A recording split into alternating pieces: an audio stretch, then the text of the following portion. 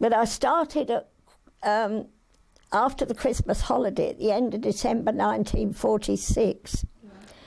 And in January 1947, we went on to short time because it was a dreadful winter and everything, a lot of places closed down because we were still all rationed and suffering a lot from, shortages from the war.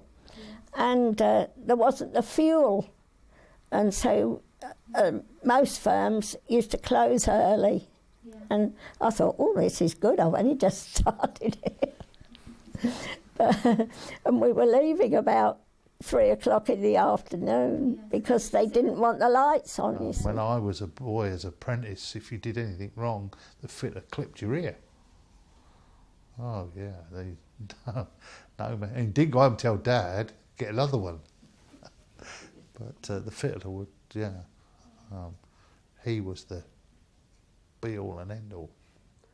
And the voices in the assembly section would be spread just far enough apart that you could get an apprentice, and you get his overalls like that, and you'd in one voice, and you'd get the other in that voice, and then you'd go for lunch.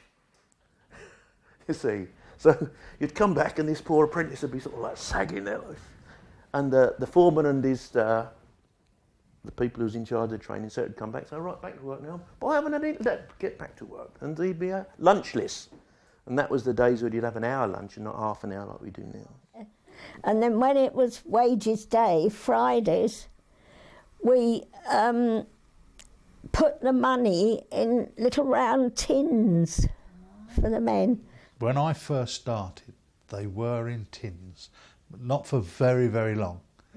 And they were taken out in boxes. And I mean, nowadays you wouldn't credit it, would you? There was a big row, because the men could open up a tin and take out some money, because a lot of time their wives were waiting outside for their money, and as you might well imagine, if you lived in Queen's Park, if you turned right out the gates, there was 1 or 2 pubs before you got home, and so the wife would be waiting, so they could slip something in their back pocket. Wouldn't know. They came back the next week ready for the... Yes, yeah. And they used to have iron filings in them and all sorts of things you see from the works. And so when they said they were going to wage packets, there was a great argument. And the only reason they were they got away with it was that the leaf that that you closed the packet with was shaped so that the money was sticking out at the corner, and then you could put a pencil in and you could wind out your 10-shilling note.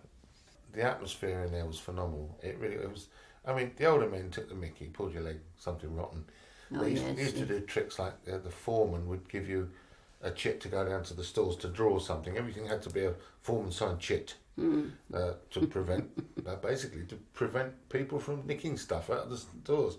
And they would give you things like one long wait, W-E-I-G-H-T. And the unfortunate character would present it to the storeman, who'd then go away for 15 minutes. And when he came back, they said, "Where's my long wait? You've had it, now go and do some work."